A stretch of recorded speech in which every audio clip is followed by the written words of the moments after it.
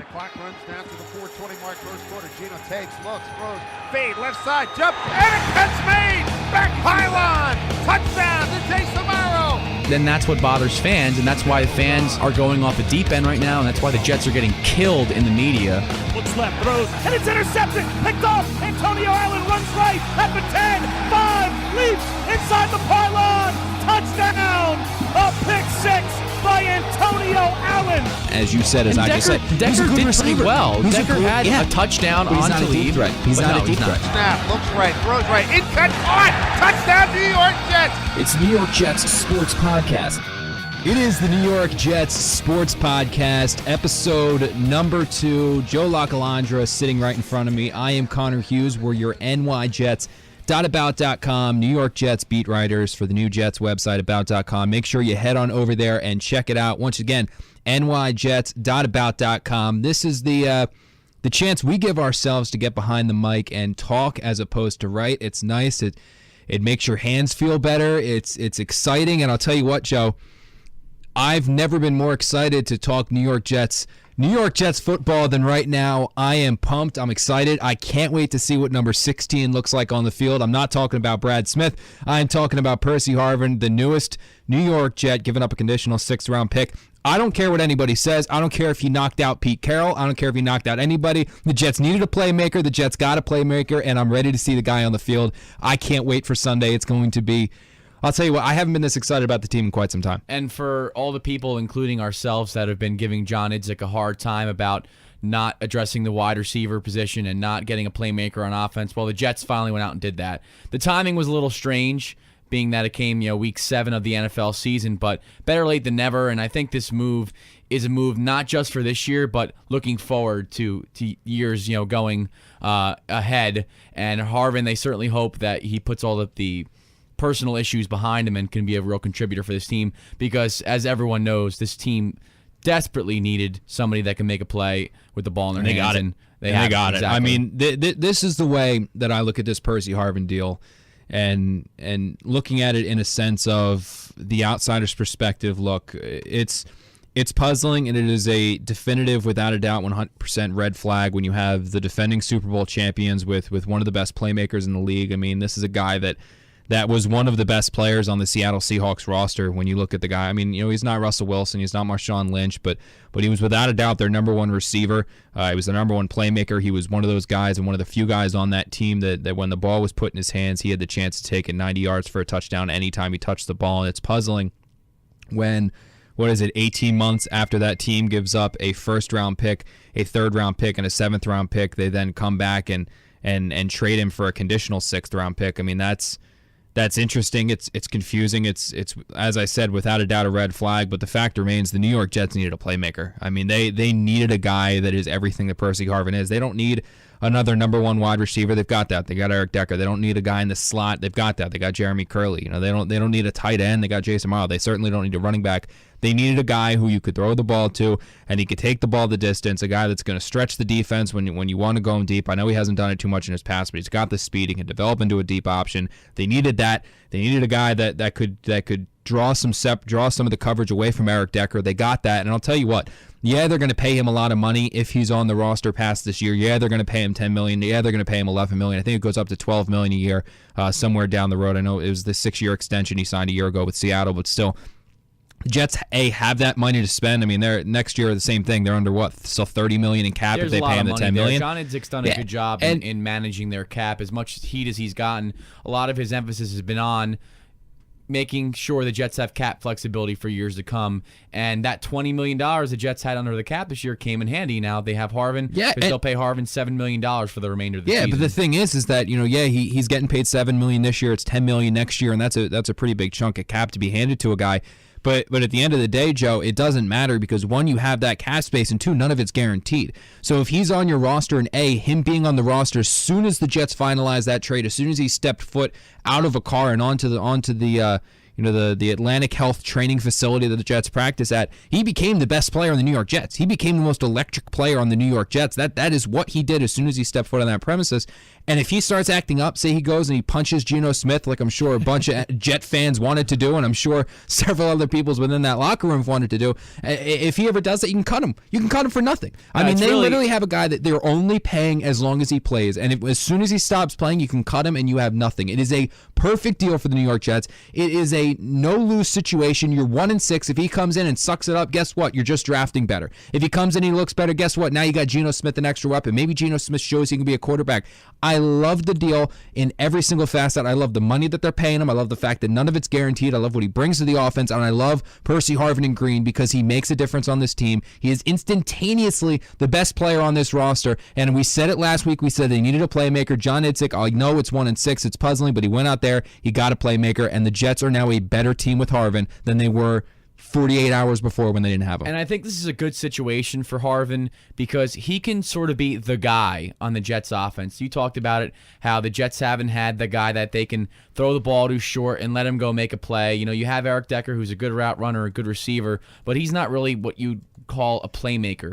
Harvin is that guy, and it seemed like the problem in Seattle with him was that he didn't think that he was being used correctly and featured enough in the offense. Well, I don't think that's going to be a problem with the New York Jets. Being that the Jets don't have a ton of weapons to go around as it is, you would think Harvin would be a good fit for the Jets and a guy that they're going to feature in their offense. Then on top of that, listen, if Harvin doesn't get along with Rex Ryan, then which I don't think is possible. Who is he going to get along with? You know, Rex Ryan is about the most player-friendly coach you're ever going to meet in the NFL. He treats his guys with respect, and they treat him back with respect. And him and Percy Harvin already had a previous relationship stemming back to the 2009 draft. The Jets, if anyone remembers, were very interested in trading back into the first round once Harvin slid down back into the 20s to get him. They were very intrigued by him then. They remain intrigued by him now. And now that he's in green, you have to believe that Harvin's going to be on his best behavior because of all the stuff that came out. After the trade, all the stuff that was leaked in the media about the fight with Golden Tate, the fight with Doug Baldwin, the incident back in Minnesota, Connor, that you wrote about with him throwing a weight at Brad Childress. Yeah. No, you can't do that. This is all stuff that's in the open now that wasn't before, that he needs to be cognizant of, and I'm sure he is now, and I'm sure the Jets have talked to him about this. I'm sure his agent has talked to him about this. Say, dude, you need to be on your best behavior because, yes, the Jets don't have any guaranteed money tied up in you. They can cut you for nothing, and you know what? If you strike out in 3 different situations in 3 years, I don't know who's going to pick him up despite the talent. No, what they'll do. So this has really got to be, for Harvin, he's got to believe that this is a huge opportunity for him and almost a last chance for him because of that negative stigma about him right now.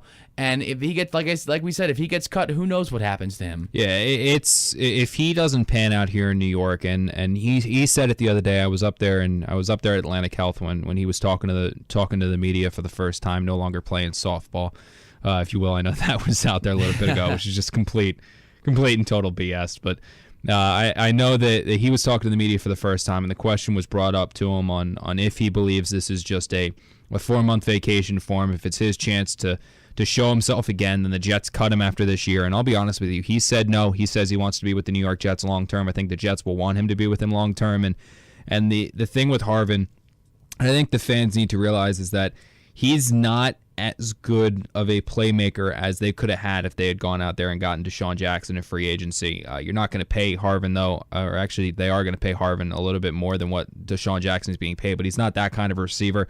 I talked to earlier in the week Christopher Gates, who's a beat writer for the Minnesota Vikings, and really from my perspective of watching Percy Harvin, I'd only seen him with the Minnesota Vikings. I'd only seen the highlights that you'd see. I never play with Seattle. Yeah, exactly. I never studied him or anything like that. And I was talking to Chris, and what he told me is that with Percy Harvin and the same receiver that he was in the 8 games that he played for the Seahawks compared to the 4 years that he played in Minnesota, is that he's a guy that's a playmaker. However, he's dangerous when you get the ball in his hands. The issue is you have to get that ball in his hands, and the thing with that is that he's not a guy, when you have someone like Calvin Johnson, you don't have to, and I know they're not the same person, but just a player like that, you don't have to design plays to get Calvin Johnson the ball. You can tell Calvin Johnson to run a post, and Calvin Johnson will get open on that post. You can run other plays to someone else, and he can be your second option.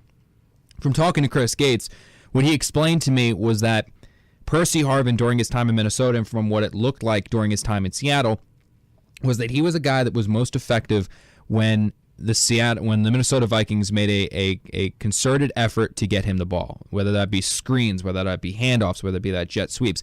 Get the ball in Percy Harvin's hands. It wasn't like they were saying, all right, Percy, go out there and run a curl. If you're not open, we're going to somebody else. On the plays where Percy Harvin made an impact, they were plays where Percy Harvin was the only person that was going to touch that ball. It was Percy Harvin was getting that ball, and we're going to see what he can do.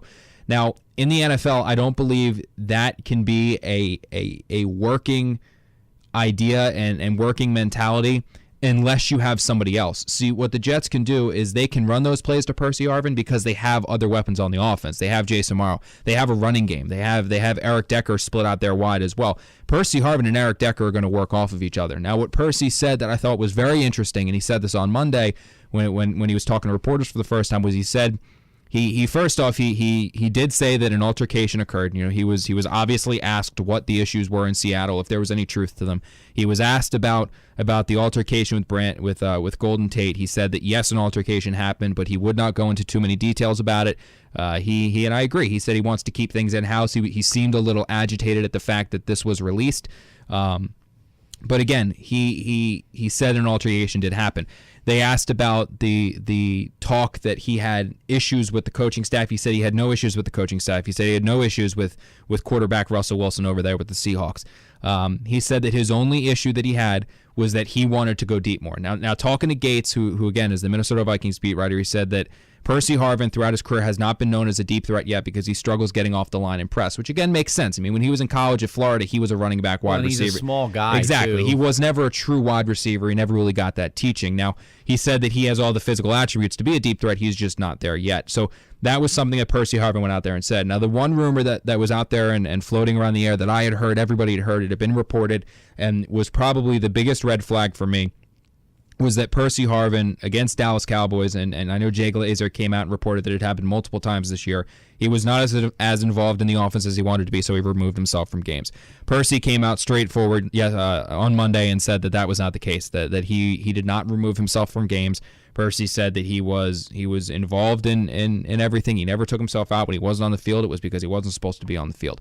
As I said earlier, from meeting him yesterday and talking to him yesterday and hearing what he had to say and hearing his end of it all, I just think this is an absolute diamond pulled out by John Idzik. Not in the sense of Percy Harvin's going to be a diamond, the fact that they got a player with as much upside as Percy Harvin for little to no downside at all for a conditional 6th-round pick that at most can be a 4th-round pick. Now, when the early reports were out there that it was between a 2nd and a 4th, that's a little different. I mean, giving up a 2nd-round pick is pretty big. But that was also before all this nonsense came out about the fights and whatnot. That was obviously something that Seattle had leaked to the media on purpose because it makes them look a little bit better, because let's not sugarcoat it. Seattle screwed up big time in this deal. They traded for him from Minnesota. They gave up a 1st, a 3rd, and a 7th-round pick. Then they give him the big contract, which you said $67 million. $18 million of that are guaranteed, and the guy basically played in 7 games for the team. Yeah, well, he did have quite a performance in the one that mattered there in the Super Bowl. Which is very true.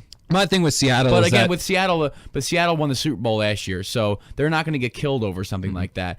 You know, the 1st, 3rd, and 7th is bad. That's the flat rate. Giving up a 1st, 3rd, and 7th-round pick is bad.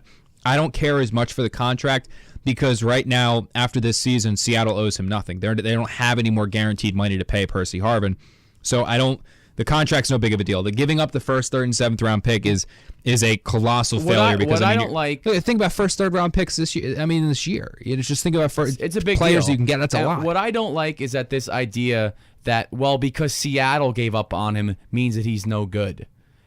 Because Seattle won the Super Bowl last year, Seattle hasn't exactly had a A+ track record of personnel moves. They got very fortunate by drafting Russell Wilson in the 3rd round.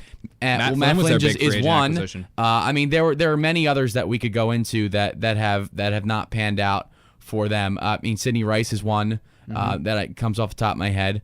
But injuries hurt him, but you're right. But the thing is though, they got lucky in drafting Wilson in the 3rd round, Sherman in the 5th round. Call what you want, great scouting. They're lucky. I mean, they didn't know those guys Chancellor as well. Wasn't Cam Chancellor drafted? Those were all, they're all very good draft picks. I mean, but for as many guys as they've hit on, they've had some pretty bad personnel moves as well. But the thing is, Cam Chancellor's on the 5th round Seattle has done, and what the Jets have actually tried to mirror, because John Idzik's from Seattle, they've accrued a lot of draft picks over the years, and they've swung and missed on just as many as they've hit, but they've hit on some, and that have turned out to be big deals. Now the Jets are trying to do that same philosophy, and we don't know yet what those guys are going to be.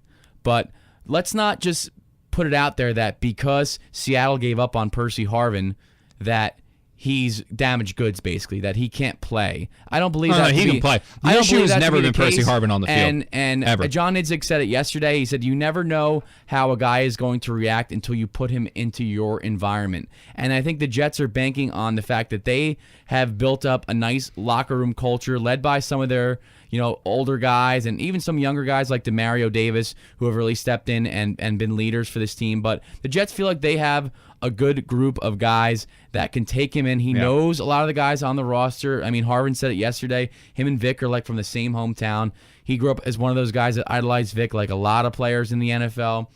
You have a guy like Breno Giacomini, who played with him last year in Seattle, who talked glowingly about how great of a competitor he is and how good of a teammate he is. And Harvin said it yesterday too. A guy like Chris Johnson is a guy that he's known in the past. So there's a support system there of guys that Harvin knows, he's familiar with. And then, to top it all off, I said it before, Rex Ryan is the most player-friendly coach in the NFL. He is going to give Harvin every chance to come clean, to start fresh, start over, and we talked about it.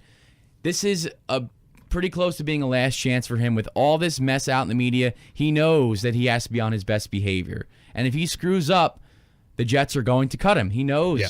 He knows that. Look, say what you will about the New York Jets. The issues that they've had have never been within its own locker room, with the exception of Santonio Holmes. When you take out that Santonio Holmes equation, while Rex Ryan surely has had his issues with the inmates running the asylum, the Jets have talked more than they've not talked, and those kind of things that have come up. They've never been a dysfunctional locker room. That stuff was put to bed as soon as John Idzik was hired. Yeah. That stuff was all put to bed. All the leaks that came out of the locker room. One of the guys the Jets got rid of was Mike Pettin, who's now the Cleveland head coach. That was a guy that was believed to be leaking a lot of things to the Daily News, because him and Manish Mehta were very good friends. So that's where a lot of those stories, they believe, came from. He was jettisoned. Then Santonio Holmes was gone. A lot of the other guys that they felt were malcontents in the locker room are now gone. So they believe, and they bring in guys like, even though we've killed him on the show and on our website, a guy like Willie Colon is known as a good locker room guy, a feisty guy. You bring in a guy like Giacomini. These are good locker room guys that are, like I said, a support system for guys like Percy Harvin. And Rex said it in his presser yesterday. He talked about, we brought in guys in the past that have had problems. Braylon Edwards is one. He was a model citizen when he was turned out to be one of the most well-liked players on the team and in the fan base as well. And you said Santonio Holmes was a guy too. Well, yes, that's true. He was a problem. Yeah, what was he here? Santonio Holmes also helped them. What's that? How long was he with the Jets? Because he was fine. Three or 4 years. It was 2. It was only the last 2 where things got ugly. But his first year with the Jets, he was one of the main reasons why they got to the AFC Championship game. Yeah. So let's not make that a total failure as well. Yeah. No, you're exactly right.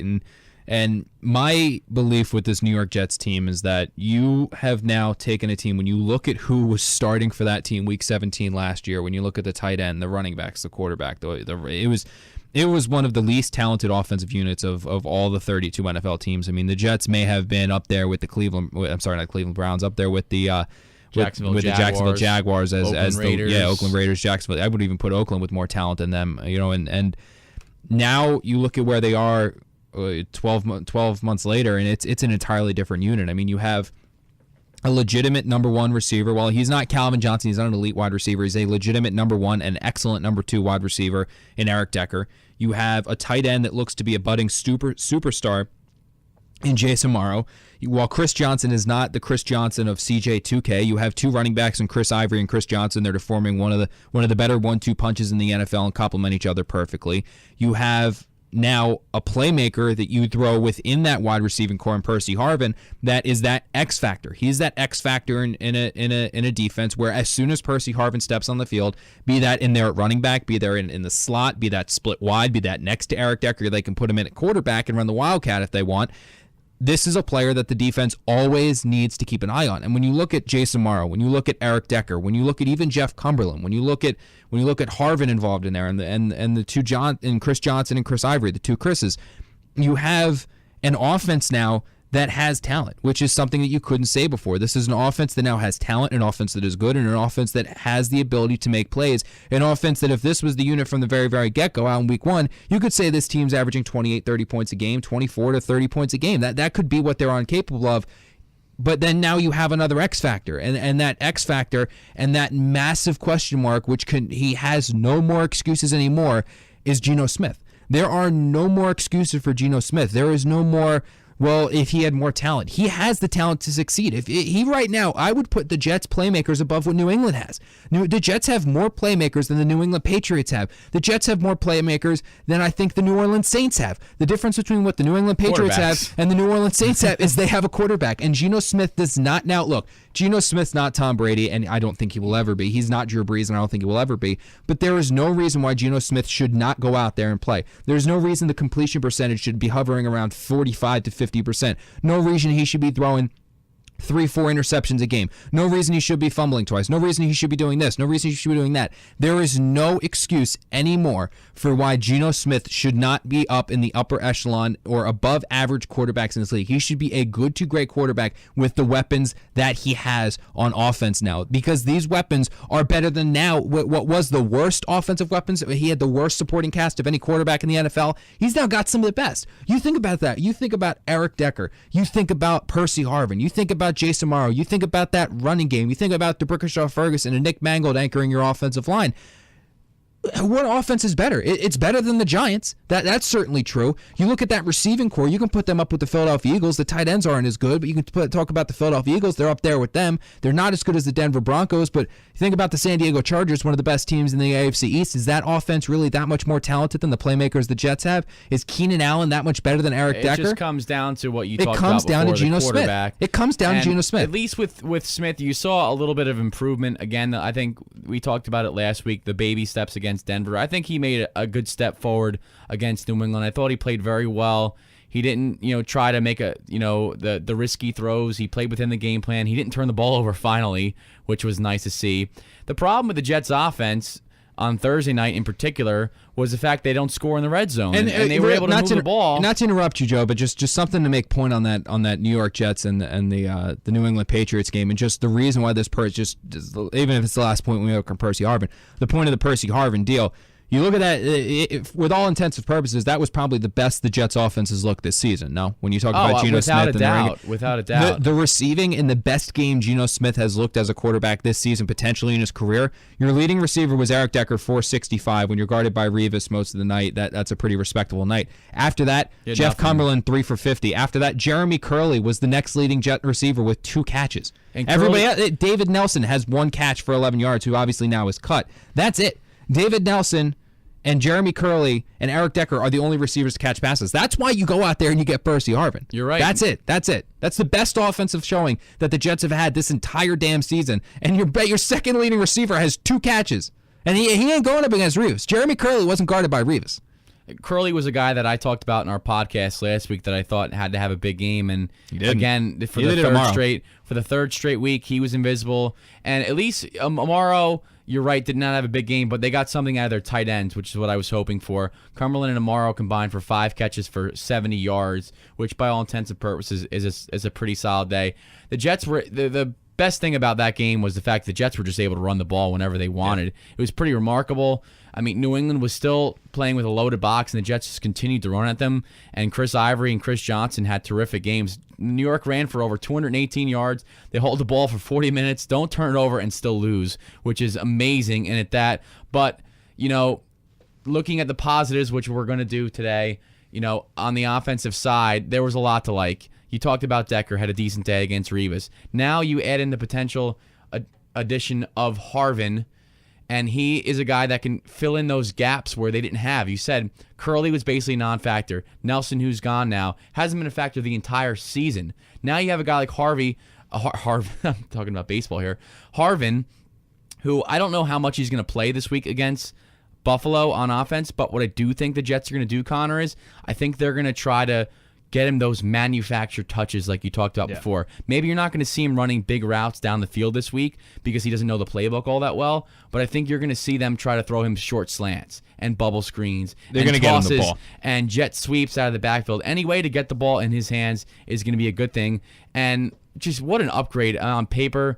I mean, he becomes the best player on the Jets. It stinks to see a guy like David Nelson go just because he's a great guy, class act, all the community work he's done as well. Yeah, that's great. You take David Nelson off the field and you combine it with Percy Harvin on the field, and you now suddenly have a Hall of Famer. The bottom line is that Nelson wasn't getting the job done on the field, and now you trade him out for someone like Harvin who can make plays and is such a dynamic playmaker. It's such a huge upgrade, and I think the pressure really is on not only Geno Smith but on Marty Mornhinweg as well to continue.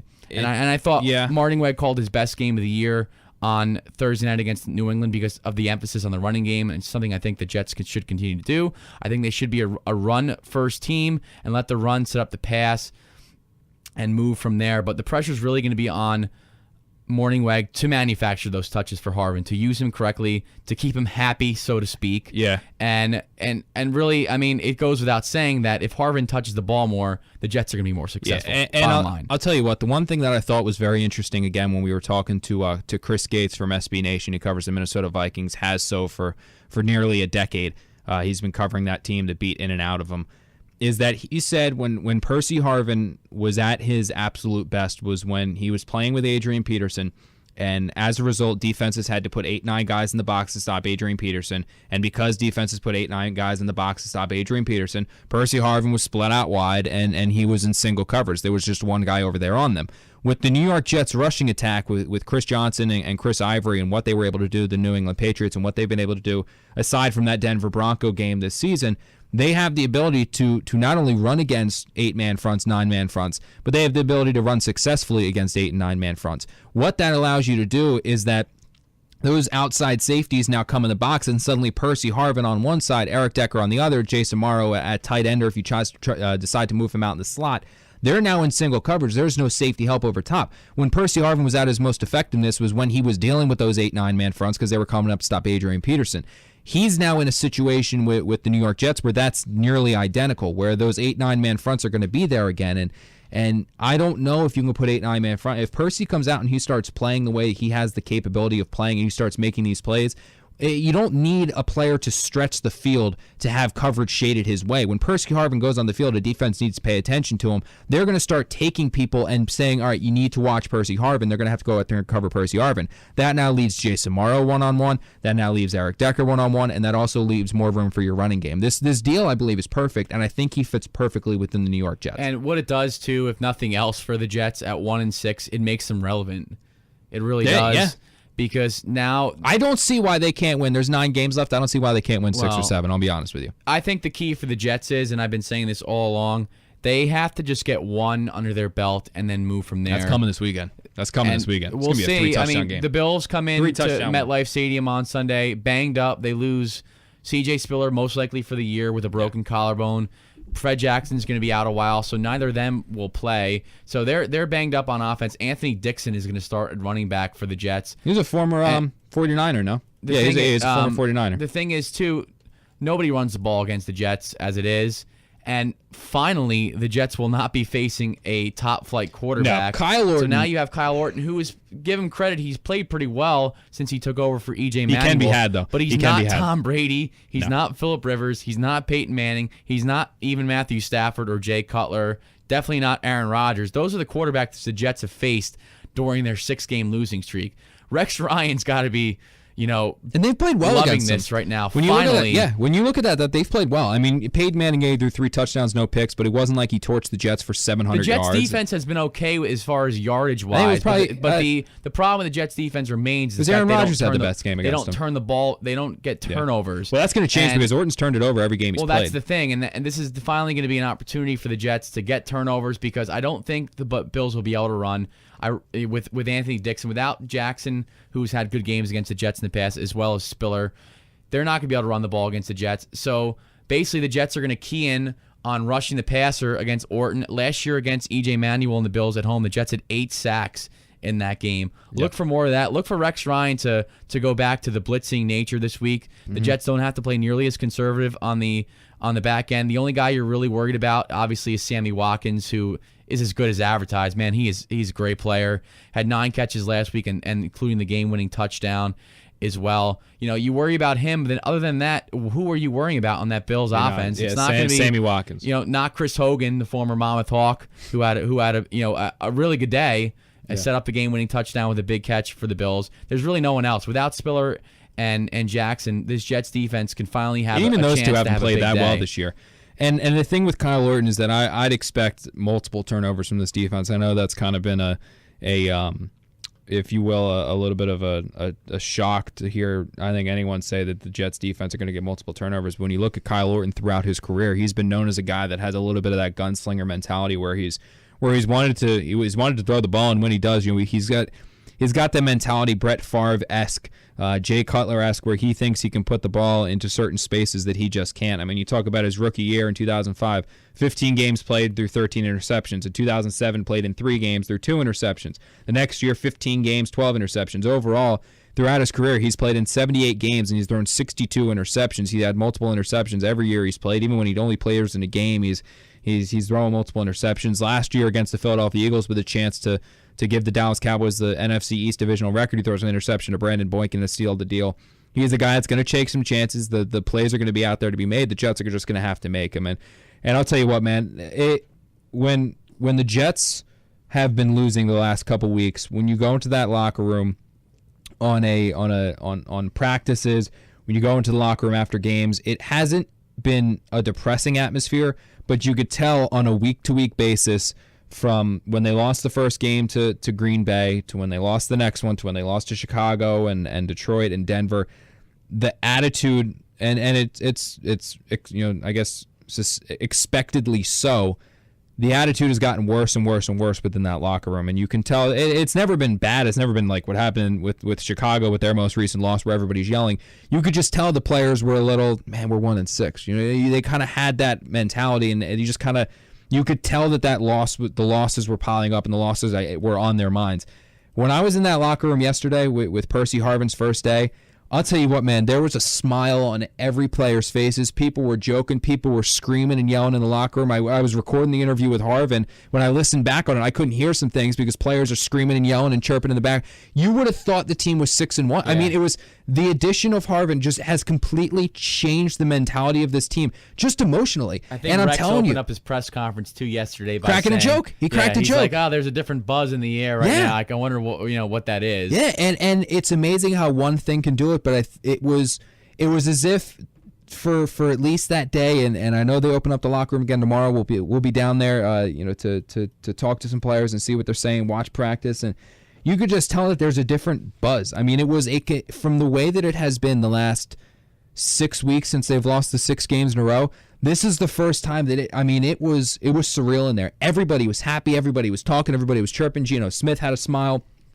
Chris Johnson was cracking jokes. I mean, everybody was just happy. Everybody in the locker room was happy. I think they know, too, that the schedule is finally giving them a break here. Well, yeah, they have no reason why they can't went through the games. gauntlet of quarterbacks. And I coming into the season, when I looked at the Jets' schedule, I knew that this was going to be tough through 7 games. I obviously didn't think they'd be 1-6 right now. Yeah. But we knew that was going to be a tough part of the schedule. But if they could have gotten through that in decent shape, they had a good chance. Well, now at 1-6, the odds are stacked against them. The thing is, let's not get ahead of ourselves and say the Jets can win this game, they can win that game. Let's go out. The Jets need to go out and win one game. Let's beat Buffalo on Sunday. Then you can get on a roll from there. I think it sets up well for the Jets. I think the biggest thing that scares you with Buffalo is their front four. They have a really, really good defensive line. They do have a good defensive line. Led Kyle by Marcel Williams, Darius, Kyle Williams, Mario Williams. They stop the run really well. They're 4th in the league stopping the run. But there are going to be plays that are going to be out there for the Jets to make throwing the football. So a lot of pressure on Geno Smith this week. Yeah, will the Jets continue to run the ball well against the loaded box? I tweeted something out that Rich Cimini, a Jets reporter for ESPN New York, wrote down. The Jets have ran the ball a league high 51 times this year against the loaded box to a 4.7 average. So they ran the ball effectively outside of the Denver game, which they couldn't really find any holes, but give Denver credit. They're a good defense as well. For the most part, they've had good success in the ground this year. The Jets are 5th in the NFL. So I expect the Jets to go out early and run the ball, but the onus is going to be on Smith to make bigger plays in the passing game for the Jets and the defense too. It's all set up this week. The defense has to have a big game, and they can't be letting up 25, 30 points like they've been letting up the past 6 weeks. I mean, if you go down the line, Connor, you let up 31 to Green Bay, 27 to Chicago, 24 to Detroit, 31 to San Diego, 31 to Denver, and 27 to New England. Even if you have a really good offense, you're not going to win a lot of those games giving up that many points. I don't think that Buffalo has the kind of firepower to do that against the Jets, being that they haven't really, outside of the Miami game earlier in the year when they put up 29 points, they haven't really had a big scoring output. Kyle Orton certainly isn't, a huge playmaker at quarterback, not even what he once was. So I think it all sets up for the Jets this weekend to come out and get a big victory. I agree. I agree 110%. I mean, I think that when you look at the way this team is set up right now, and I think the biggest thing that the Jets need to do is the fact that with that defensive front, those front 4 defensive linemen, as much as you want to now play with the new toy of Percy Harvin, you're going to need to establish that running game. You're going to need to establish Chris Ivory. You're going to need to establish Chris Johnson, because if you're able to do that, it's going to take that pass rush that's now coming at you, that front 4, and you're going to slow them down. And when you slow them down, you're now going to make it when you do drop back to pass. When Geno Smith does take his 5-step drop, his 3-step drop, those defensive front 4, those front 4 guys are no longer going to be thinking to themselves, let's go get the quarterback, let's go get the quarterback. They're going to take that first step hesitation, because they're going to say to themselves, all right, we need to stop the run. It's going to completely change everything around. And if you can establish that running game, you're just going to open up the passing game. So as much as you want to play with the new toy of Percy Harvin, you do need to take yourself a little bit of a break. Like I said before, I don't know how much, and Rex said it yesterday, I don't know how much Harvin's going to play this week. I do think he will have an impact on offense, because I do think the Jets are going to make an effort to get him the ball and see what he can do on short passes and screens and stuff like that. I think the biggest impact you're going to see from Harvin this week's in the return game, and that's something that you'll see him on wrote offense. about. Rex won't hold him back. I definitely, I wouldn't be surprised seeing him get 30, 40 offensive snaps. I just don't think that he's going to be running the down the field complex routes, but I do think he will be involved on offense. It'll be nice to see him return kicks for sure, because every year he's been in the league, player. He's returned one, and that was probably one of the most absurd stats. This is a guy that's been in the NFL 6 years.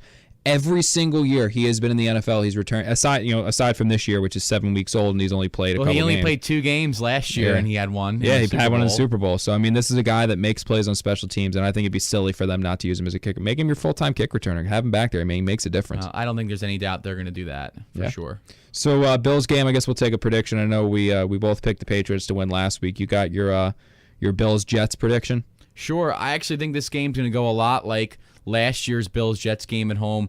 I think the Jets will open up a 2-touchdown lead in the second half, and I think the Bills will score a touchdown to make it a little close, but I do see the Jets winning.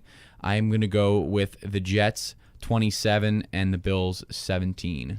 And I am going to go with something very, very similar in the sense of the Jets are going to win, but this one's not going to be close. This one is not going to be a 7.6-point game. I think the Jets win this game by 3 touchdowns. I think the team's going to come out hot. You're going to have a packed house in MetLife. Everybody wants to see Percy Harvin go out there and play. I'm thinking somewhere in the vicinity of 31-10 and Percy Harvin scores. I'm telling you that, man. This is not going to be a close one. The Bills are coming to this one. They're not a bad team. They're not going to be as bad as they're not a bad team. They're not going to look as bad as they're going to look on Sunday, but the Jets are going to run away with this one. It's going to be 31-10 at a minimum, and I'll be honest with you, I don't see if the Jets find a way to lose this game, and they do lose it, and it is close, or they lose by 2 touchdowns, then you clean house. I mean, you can't. If they don't win this game, they don't have a shot to win another game this year. I agree. I don't think so. So, there we go. Once again, thank you guys so much for listening. This was the New York Jets Sports Podcast. For Joe Lacalandra, I am Connor Hughes. Make sure to give us a follow on Twitter. You can follow Joe at JLAC, JLAC28 on Twitter, at JLAC28. I'm Connor Hughes. You can follow me on Twitter as well at Connor_J_Hughes. That's CONNOR_J_HUGHES. Be sure to check out nyjets.about.com. Once again, that's nyjets.about.com for all of your New York Jets needs. For Joe